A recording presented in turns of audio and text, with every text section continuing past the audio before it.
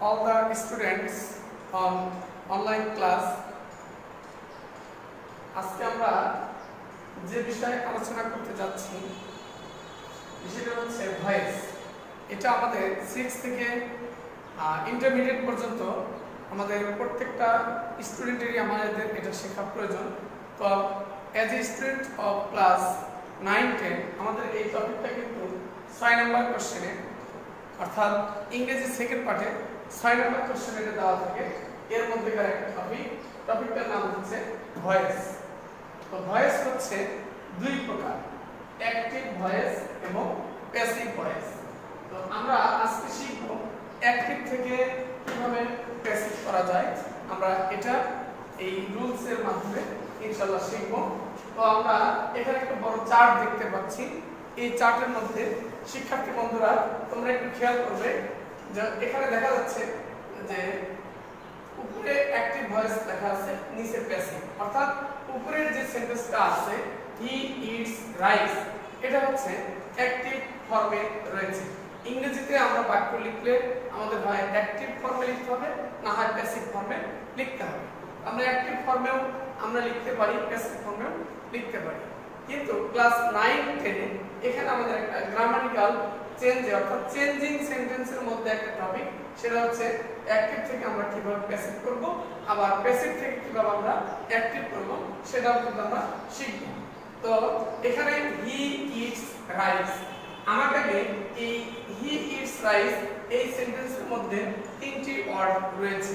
এই তিনটি ওয়ার্ডের মধ্যে আমাকে কিন্তু খেয়াল করতে হবে যে কোন ওয়ার্ডের গ্রামাটিক্যাল নাম কি। এক নাম্বার আমরা যেটা দেখতে পাচ্ছি হি, এই হিটা হচ্ছে সাবজেক্ট। এই হি এটা সাবজেক্ট হিসেবে কাজ করতেছে। অর্থাৎ আমরা আরেকটু জেনে নিব যে ভার্বের পূর্বে যে ফর্মটা বসে সেটা হচ্ছে সাবজেক্ট। আবার দুই নম্বরে যে ওয়ার্ডটা দেখতে পাচ্ছি এটা হচ্ছে ইটস, এটা হচ্ছে মূল ভার্ব, অর্থাৎ ইবি প্রিন্সিপাল ভার্ব। আমি সংক্ষিপ্ত আকারে লিখে দিচ্ছি, তোমরা একটু বুঝে নিবে যে পি হচ্ছে প্রিন্সিপাল আর বি তে ভার্ব, অর্থাৎ প্রিন্সিপাল ভার্ব। এরপর আমরা যেটা দেখতে পাচ্ছি রাইস, এই রাইসটা এই সেন্টেন্সে রাইস হচ্ছে অবজেক্ট। আমরা দেখলাম যে অ্যাক্টিভ ভয়েস আছে কি হি ইটস রাইস। তো এবার আমরা এই সেন্টেন্সটা পরিবর্তনের মাধ্যমে আমরা কিন্তু প্যাসিভ, অ্যাক্টিভ থেকে প্যাসিভ আমরা শিখব। তো নিচে যে সেন্টেন্সটা আমি লিখেছি তোমরা একটু ভালো করে খেয়াল করবে, rice is eaten by him. তো এইখানে আমি একটু নাম্বার ধরে ধরে তোমাদেরকে শেখাচ্ছি, কারণ আমাকে এইভাবে নাম্বার ধরে ধরে শেখাইলে আমরা জিনিসটা মনে রাখতে পারবো। তো একটু খেয়াল করো যে এক নম্বর আমাদের কাজটা কি। এক নম্বর কাজ হচ্ছে অ্যাক্টিভ ভয়েসের এই যে দেখতে পাচ্ছ এখানে রাইস, এই রাইসটা কিন্তু আমরা প্যাসিভে সাবজেক্ট হিসেবে ব্যবহার করেছি। অর্থাৎ অ্যাক্টিভ ভয়েসের অবজেক্টটাকে আমাকে প্রথম কাজ করতে হবে, অ্যাক্টিভ ভয়েসের অবজেক্টকে সাবজেক্ট করতে হবে। এরপর দুই নম্বর কাজ হচ্ছে টেন্স অনুযায়ী আমাকে, অর্থাৎ এতে অক্সিলারি আর এখানে ভার্ব লিখে দিয়েছি, তো অক্সিলারি ভার্বের কাজ করতে হবে। এরপর তিন নম্বর কাজ হচ্ছে মূল ভার্ব এর পাস্ট পার্টিসিপল ফর্ম বসাতে হবে, অর্থাৎ প্রিন্সিপাল ভার্বের পাস্ট পার্টিসিপল ফর্ম বসাতে হবে। এবার চার নম্বর কাজ হচ্ছে প্রিপজিশন বসাতে হবে। তবে এইখানে একটা কথা আছে যে প্রত্যেকটা ভয়েসেই কিন্তু আমরা বাই ব্যবহার করব না, সেটা ভার্ব অনুযায়ী আমাকে ব্যবহার করতে হবে। ফর এক্সাম্পল যেমন কন্টেইন এর সাথে ভার্ব কিন্তু বাই বসবে না, সেখানে ইন বসবে। স্যাটিসফাইড এর সাথে কিন্তু বাই বসবে না, আবার ইনও বসবে না, বলে স্যাটিসফাইড উইথ ব্যবহার করতে হবে। এইভাবে আমাদের ভার্বগুলো জেনে নিতে হবে যে এই ভার্বগুলো এই কোন কোন প্রিপজিশন গ্রহণ করে। তো ভার্ব অনুযায়ী আমাদের প্রিপজিশন বসাতে হবে। তবে সাধারণত বাই বসে, আমরা এই কথাটা লিখে নিতে পারি। এরপর 5 নম্বরে যে কাজটা হচ্ছে অ্যাক্টিভ ভয়েসের সাবজেক্টকে প্যাসিভ ভয়েসে অবজেক্ট করতে হয়। তো আমরা কিন্তু এখন জেনে নিলাম যে অ্যাক্টিভ থেকে প্যাসিভ করতে আমাদের 5টি কাজ করতে হবে। কয়টি কাজ করতে হবে? 5টি কাজ করতে হবে। এই 5টি কাজ করতে গিয়ে আমাদের অনেক বিষয় কিন্তু শিখতে হবে। তো আজকে আমি 1 নম্বর যে বিষয়টা যে অবজেক্টকে কিভাবে আমরা সাবজেক্ট করব। অর্থাৎ এইখানে রাইস, এই রাইসটা হচ্ছে নাউন, নাউনের সাবজেক্টিভ ফর্ম অবজেক্টিভ ফর্ম একই ফর্ম, এর মধ্যে কোনো চেঞ্জ নাই, পরিবর্তন নাই। কিন্তু অ্যাক্টিভ ভয়েসে যদি এখানে অবজেক্ট অফ প্রোনাউন থাকে তখন কিন্তু ওই প্রোনাউনের সাবজেক্টিভ ফর্ম আমাকে বসাতে হবে। সেই ক্ষেত্রে শিক্ষার্থী বন্ধুরা তোমরা কিন্তু এই কেস বিষয়টা, কেসের টপিকটা তোমরা ভালোভাবে শিখে নিবে। আবার ফর এক্সাম্পল আমরা বলতে পারি যে এখানে আমি যদি বলি এরকম,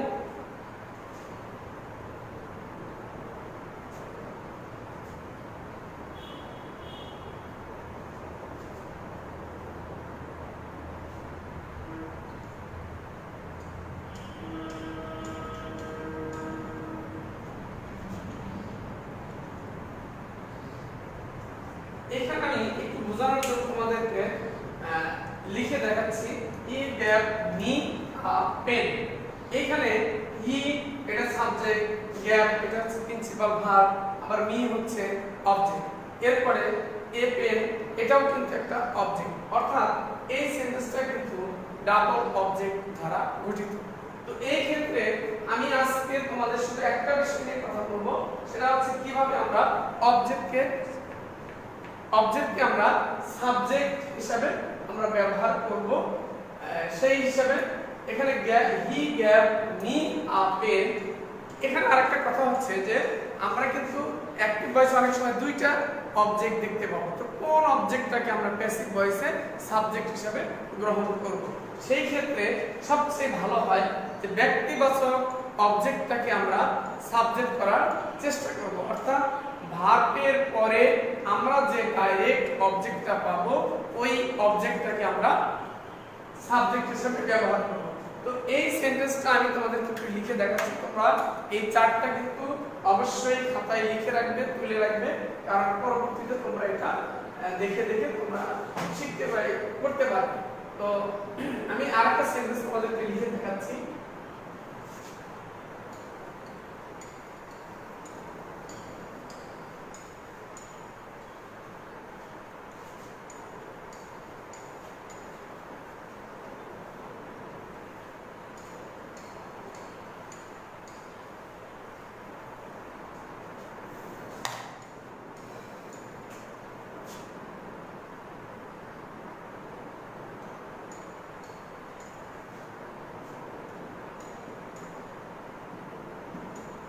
এটা আমি খেয়াল করতে পারছি যে he gave me a pen, এই সেন্টেন্সটা হচ্ছে অ্যাক্টিভ ভয়েস। আমি এটাকে প্যাসিভ করব। প্যাসিভ করব কিভাবে? প্রথম কাজটা হচ্ছে আমাকে অবজেক্টকে সাবজেক্ট করতে হবে। এখানে আমি মিটাকে অবজেক্ট ধরে নেই, তো মি এর সাবজেক্টিভ ফর্ম হচ্ছে আই। এবার দুই নম্বর কাজ হচ্ছে সাহায্যকারী ভার্ব বসানো। দুই নম্বর কাজ হচ্ছে কি? সাহায্যকারী ভার্ব বসানো। আমাকে এই সাহায্যকারী ভার্ব যখন আমি বসাবো আমাকে কিন্তু খেয়াল করতে হবে, আমাদের সবাইকে এই বিষয়টা খেয়াল রাখতে হবে যে মূল ভার্ব অনুযায়ী আমাকে কিন্তু সাহায্যকারী ভার্ব বসাতে হবে। যদি ভার্বের প্রেজেন্ট ফর্ম থাকে তাহলে আমি যা, যদি ভার্বের পাস্ট ফর্ম থাকে তাহলে কিন্তু ওয়াজ বায়ান বসাবো। তো এখানে নিয়ম অনুযায়ী আমাকে এখানে ওয়াজ বসাতে হচ্ছে। আমি আজকে শুধু সাবজেক্টকে অবজেক্টকে কিভাবে সাবজেক্ট করা যায় সেই বিষয়টা কিন্তু আমি বলছি, কিন্তু আর সাহায্যকারী ভার্ব পরিবর্তনের নিয়মটা পরবর্তী ক্লাস আমি ইনশাআল্লাহ আলোচনা করব।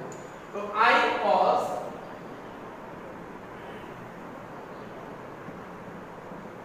গিভেন, এখানে আমরা অনেক সময় অনেক সেন্টেন্সে দেখি অতিরিক্ত কথা থাকে। সেই অতিরিক্ত কথাটা আমরা কিভাবে লিখব, কোথায় রাখবো, আমরা কিন্তু টেনশনে পড়ে যাই। শিক্ষার্থী বন্ধুরা, অতিরিক্ত কথা তোমরা যেখানেই পাবে সেটা কিন্তু এই ঠিক মূল ভার্বের পরে, অর্থাৎ ভার্বের পাস্ট পার্টিসিপল করার পরে কথাটা বসায় দেবে। I was given a pen by him. এখানে এই হিম অবজেক্টিভ ফর্ম কিন্তু আমি হিম বসাইছি। তো আজকে এরপরে আমরা কি শিখলাম যে কিভাবে অবজেক্টকে সাবজেক্ট করতে হয়, কারণ মি এর সাবজেক্টের ফর্ম হচ্ছে আই। এভাবে আমি তোমাদেরকে একটু বলে দিচ্ছি, তোমরা ভালোভাবে শুনে নাও। I এর অবজেক্টিভ ফ্রম মি, হি এর objective form him, they objective form them, you এর অবজেক্টিভ ফ্রম ইউই, এরপরে ইট এর অবজেক্টিভ ফ্রম ইটি হবে, তারপরে উই এর অবজেক্টিভ ফ্রম হচ্ছে আস। আমি কিন্তু সাবজেক্টিভ ফ্রম বলার পরে আমি কিন্তু অবজেক্টিভ ফ্রম বলেছি। তো আবার আমি বলে দিতে পারি যে মি এর সাবজেক্টিভ ফ্রম আই, হিম এর সাবজেক্টিভ ফ্রম হি, দেম এর সাবজেক্টিভ ফ্রম দে, আস এর সাবজেক্টিভ ফ্রম উই। তো শিক্ষার্থী বন্ধুরা, আমি আজকে 5টি কাজের মধ্যে একটা কাজ কিন্তু আমরা শিখলাম। সেই একটি কাজ হচ্ছে কিভাবে অবজেক্টকে আমরা সাবজেক্ট করব। এরপরে আশা করি তোমরা এই ভয়েসের উপর 2টা ক্লাস উপভোগ করলে তোমরা অ্যাক্টিভ থেকে প্যাসিভ থেকে অ্যাক্টিভ করতে পারবে। আমরা ক্লাস 9 এর 6 নাম্বার কোশ্চেন आंसर করতে পারবো, আবার অন্যান্য 6 7 এর 5 নাম্বার কোশ্চেনে কিন্তু আমরা आंसर করতে পারবো। তো ধন্যবাদ সবাইকে। সিরাজগঞ্জ অনলাইন ক্লাসের পক্ষ থেকে, জেডিএম সরকারি উচ্চ বিদ্যালয়ের পক্ষ থেকে সবাইকে ধন্যবাদ। আসসালামু আলাইকুম।